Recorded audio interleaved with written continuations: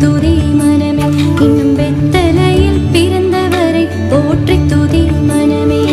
வெத்தலையில் பிறந்தவரை போற்றி துதி மனமே. கிறிஸ்து இயேசுவில் பிரியமுள்ள அன்பு சகோதர சகோதரிகளே, ஆண்டவரின் பிறப்பு அகிலத்துக்கே சிறப்பு என்பது முற்றிலும் உண்மை.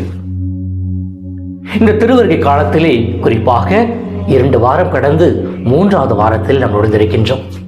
இந்த வாரம் மகிழ்ச்சியின் வாரம் என்று அழைக்கப்படுகின்றது.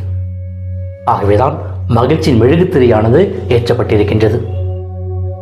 மகிழ்ச்சியின் ஞாயிறு அல்லது மகிழ்ச்சியின் வாரம், கௌதாத்தி சண்டே, ஜாய்ஃபுல் சண்டே.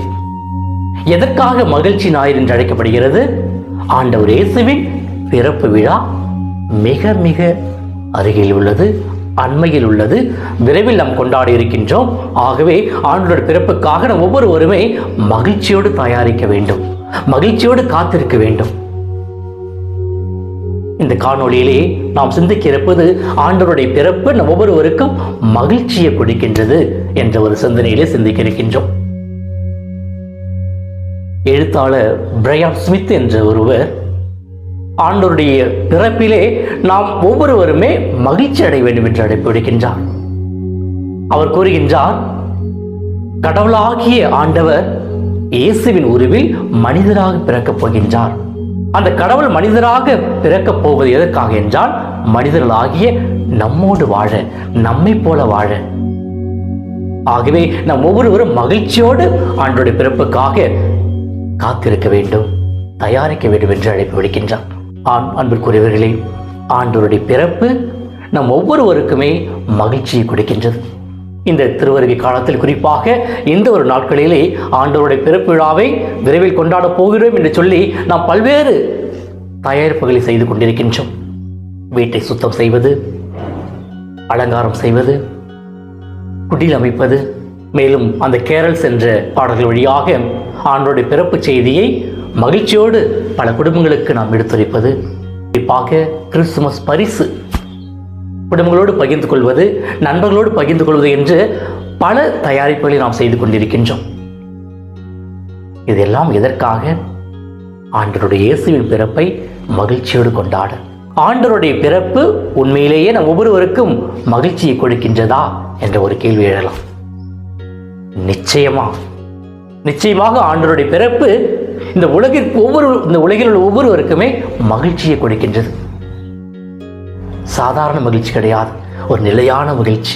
ஆண்டவருடைய பிறப்பிலே அகமகிழ்ந்த மகிழ்ச்சி அடைந்தவர்கள் யார் என்பதைதான் இந்த காணொளியிலே நாம் சிறப்பாக சிந்திக்க இருக்கின்றோம். ஆண்டவருடைய பிறப்பிலே மகிழ்ச்சி அடைந்தவர்கள் ஒருவர் முதலில் நம்முடைய கடவுள். தன்னுடைய மகன் பிறக்கப் போகின்றான், அன்னை மரியல் வழியாக பிறக்கப் போகின்றான், இந்த பூமியிலே பிறக்க இருக்கின்றார், இதன் வழியாக மக்களை ஒவ்வொருவரையும் நல்வழிக்கு கொண்டு செல்ல இருக்கின்றார், என்னிடம் அழைத்து வர அவர் தயார் செய்ய போகிறார் என்று சொல்லி கடவுளே மகிழ்ச்சி அடைந்திருக்கின்றார். இரண்டாவது, கடவுளின் தூதர், குறிப்பாக கபிரியேல் ஏதி தூதர் அந்த ஆண்டவருடைய நற்செய்தியை, மகிழ்ச்சியூட்டும் நற்செய்தியை அன்னை மரியாளுக்கு போய் வழங்குகின்றார். உண்மையிலேயே வானதூதரும் மகிழ்ச்சி அடைந்திருப்பார். இந்த ஆண்டவருடைய பிறப்பு செய்தியை அன்னை மரியாளுக்கு சொல்வதில் நான் பெரும் மகிழ்ச்சி அடைகின்றேன் என்று சொல்லியிருப்பார். ஆக வானதூதர்களும் மகிழ்ச்சி அடைகின்றார். மூன்றாவதாக, ஆண்டவருடைய பிறப்பிலே யார் மகிழ்ச்சி அடைந்திருப்பார் என்றால் அன்னை மரியாளும் இந்த சூசையப்பரும். அந்த மகிழ்ச்சியான செய்தியை கபிரியேல் ஏதி தூதர் சொன்னதும் இறுதியாக அன்னை மரியாள், நான் ஆண்டவருடைய அடிமை, உமது விருப்பத்தின்படி எல்லாம் நடக்கட்டும் என்று சொல்லி தன்னை முழுவதுமாக மகிழ்ச்சியோடு ஆண்டவருடைய கரங்களிலே அர்ப்பணிக்கின்றார். ஆகவேதான் அந்த மரியாளின் பாடலில் பார்க்கின்றோம். லூக்கா நற்செய்தியிலே, என் ஆன்மா ஆண்டவரை ஏற்றி புகழ்கின்றது, என் மீட்பராம் கடவுளை நினைத்து எனது உள்ளம் பேரு வகை கொள்கின்றது, மகிழ்ச்சி கொள்கின்றது என்று சொல்லி அன்னை மரியாள் மகிழ்ச்சியோடு ஆண்டவரை பார்த்து பாடுகின்றார். நான்காவதாக, ஆண்டவருடைய பிறப்பிலே மகிழ்ச்சி அடைந்தவர்கள் ஒருவர் யார் என்றால் தூய எலிசபெத். புனித எலிசபெத் அம்மாள் தூய ஆவியின், அதாவது புனித எலிசபெத் அம்மாள் கடவுளின் அருளால் கருதரித்திருக்கிறார். அன்னை மரியாள் அவருடைய உறவினரான எலிசபெத்தை சந்திக்க சென்றதும் அன்னை மரியாள் எலிசபெத் அம்மாளை வாழ்த்துகின்றார். அப்படி எலிசபெத் அவள் சொல்கின்ற வார்த்தை பார்க்கின்றோம், என் ஆண்டவரின் தாய் என்னிட வர நான் யார்? பெண்களுக்கெல்லாம் நீர் ஆசி பெற்றவர், உம்முடைய திருவயிற்றில் இருக்கின்ற கனியுமான இயேசுவும் ஆசீர்வதிக்கப்பட்டவர் என்று சொல்லி அன்னை மரியாளை எலிசபெத்தும் வாழ்த்துகின்றார். உம்முடைய வார்த்தையை கேட்டதும், உம்முடைய வாழ்த்துறையை கேட்டதும் என் வயிற்றில் உள்ள குழந்தை மகிழ்ச்சியால் துள்ளிற்று.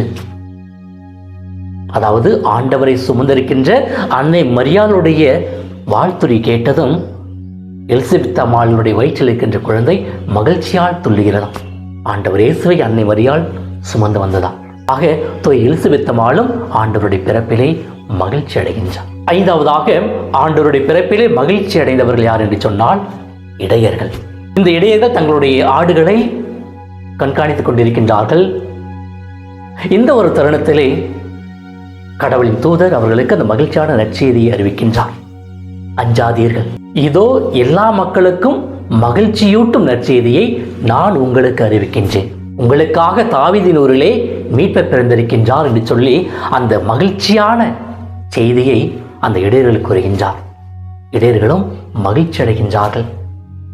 அந்த மகிழ்ச்சியோடு அவர்கள் பிறந்திருக்கின்ற ஆண்டவர் இயேசுவை காண செல்கின்றார்கள். அடுத்ததாக ஆண்டவருடைய பிறப்பிலே மகிழ்ச்சி அடைந்தவர்கள் யார் என்று சொன்னால் ஞானிகள். ஞானிகள் வெவ்வேறு திசையிலிருந்து வந்து பிறந்திருக்கின்ற ஆண்டவர் இயேசுவை ஆராதிக்க செல்கின்றனர், மகிழ்ச்சியோடு செல்கின்றனர், பரிசு பொருட்களை கொண்டு செல்கின்றனர், நெடுஞ்சான் கிடையாய் விழுந்து ஆண்டவரை தொழுகின்றனர். இவர்கள் ஞானிகளாக இருந்தாலும் ஆண்டவர் இயேசுவை ஆராதிக்கின்றனர். அரசருக்கெல்லாம் அரசர் என்று சொல்லி ஆண்டவர் இயேசுவை ஆராதிக்கின்றனர், மகிழ்ச்சியோடு ஆராதித்து விட்டு செல்கின்றனர். அடுத்ததாக ஆண்டவருடைய பிறப்பிலே மகிழ்ச்சி அடைந்த மனிதர்கள் யார் என்று சொன்னால் சிமியோன்.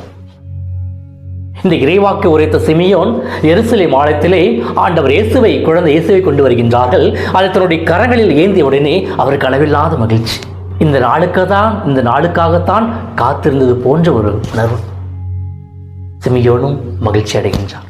மேலும் அந்த ஆண்டவருடைய பிறப்பிலே மகிழ்ச்சி அடைந்தவர்களில் அந்த விண்ணக தூதரணி, இந்த இடையர்களோடு இணைந்து அந்த விண்ணக தூதரணியும் உன்னதங்களிலே கடவுளுக்கு மகிமை உண்டாகுக, பூவுலகில் நல்மனதோருக்கு அமைதி உண்டாகுக என்று சொல்லி ஆண்டவரை போற்றி புகழ்ந்து கொண்டு மகிழ்ச்சியோடு ஆண்டவர் இயேசுவை பார்க்க செல்கின்றார்கள். அன்பிற்குரியவர்களே, இந்த திருவரை காலத்தில் ஆண்டவர் பிறப்புக்காக நம்முடைய மகிழ்ச்சி எவ்வாறு இருக்கின்றது? அந்த நாளுக்காக, இறைவனின் பிறப்புக்காக நாம் ஆவலோடு காத்திருக்கின்றோமா? மகிழ்ச்சியோடு காத்திருக்கின்றோமா? ஒரு பிரெஞ்சு எழுத்தாளர் ஆண்டோயினே தே செயின்ட் எக்ஸுபெரி, இந்த ஒரு எழுத்தாளர் ஒரு கதையை எழுதுகின்றார், ஒரு நாவல். என்னன்னா த லிட்டில் பிரின்ஸ், குட்டி இளவரசர் என்ற ஒரு நாவலை எழுதுகின்றார். 150க்கு மேல் மொழிகளிலே மொழிபெயர்க்கப்பட்டுள்ளது இந்த நாவல். இந்த கதையிலே வருகின்ற அந்த குட்டி இளவரசரை பார்க்கின்றோம்.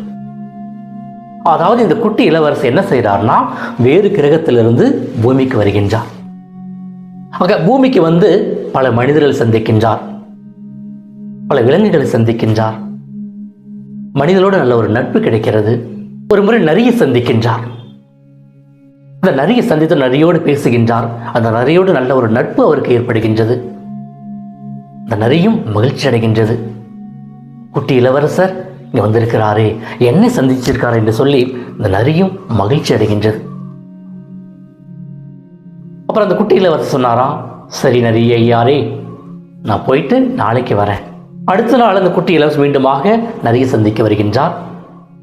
சரியாக மாலை 4 மணிக்கு இந்த நரியை சந்தித்த உடனே இந்த நரியான சோகமாக இருக்குதான். அப்போ அந்த குட்டி இளவரசர் கேட்குறாரு, எதற்காக நீங்கள் சோகமாக இருக்கீங்க? அந்த நரி சொன்னதான், குட்டி இளவரசரே, நீங்கள் நேற்றே என்கிட்ட சொல்லியிருக்கலாம், நாளைக்கு நான் 4 மணிக்கு உங்களை பார்க்க வரேன் அப்படின்னு சொல்லியிருந்தா நான் 3 மணிக்கு துள்ளி குதிச்சு மகிழ்ச்சியோடு நான் காத்திருந்திருப்பேன். அதுதான் உண்மையான மகிழ்ச்சி. ஒவ்வொருவரும் நம்முடைய இளவரசர் பிறக்க இருக்கின்றார், அவருக்காக மகிழ்ச்சியோடு காத்திருக்க வேண்டும். கடவுளை போன்றும் அந்த கடவுளின் தூதர்களை போன்றும் அன்னை மரியாள் புனித யோசேப்பை போன்றும் இடையர்கள் ஞானிகளைப் போன்றும் சிமியோனை போன்றும் நம் ஒவ்வொருவருமே ஆண்டவருடைய பிறப்புக்காக மகிழ்ச்சியோடு காத்திருக்க என்று அழைக்கப்பட்டிருக்கின்றோம். நாம் செய்து கொண்டிருக்கின்ற எல்லாவித ஆன்மீக செயல்களிலே உண்மையான மகிழ்ச்சி இருக்கிறதா? உண்மையான மகிழ்ச்சி இருந்தால் நிச்சயமாக அந்த பிறக்கப் போகின்ற ஆண்டவர் இயேசுவை, குழந்தை இயேசுவை, பாலன் இயேசுவை நாம் மகிழ்ச்சியோடு வரவேற்போம். மகிழ்ச்சியோடு அவர்கள் உள்ளங்களில் ஏற்றுக்கொள்வோம், இல்லங்களில் ஏற்றுக்கொள்வோம். இதன் வழியாக அந்த பாலன் இயேசு நம் ஒவ்வொருவரையும், நம்முடைய குடும்பங்களையும் நிறைவாக ஆசீர்வதிப்பார்.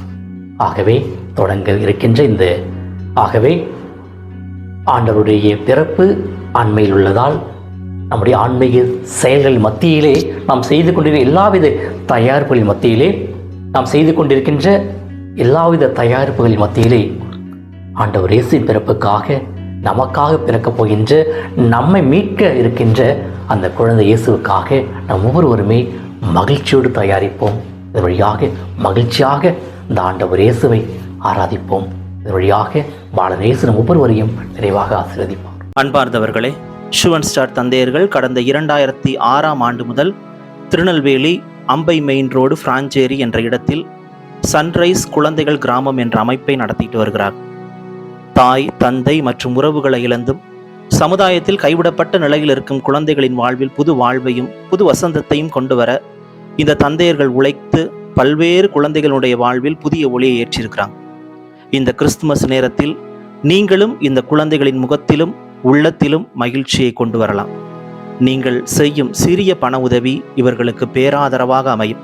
இவர்களை தொடர்பு கொண்டு உதவ உங்கள் ஸ்கிரீனில் தெரிகின்ற எண்ணுக்கோ அல்லது டிஸ்கிரிப்ஷனில் காணும் தகவல்களுக்கு தொடர்பு கொள்ளுங்கள்.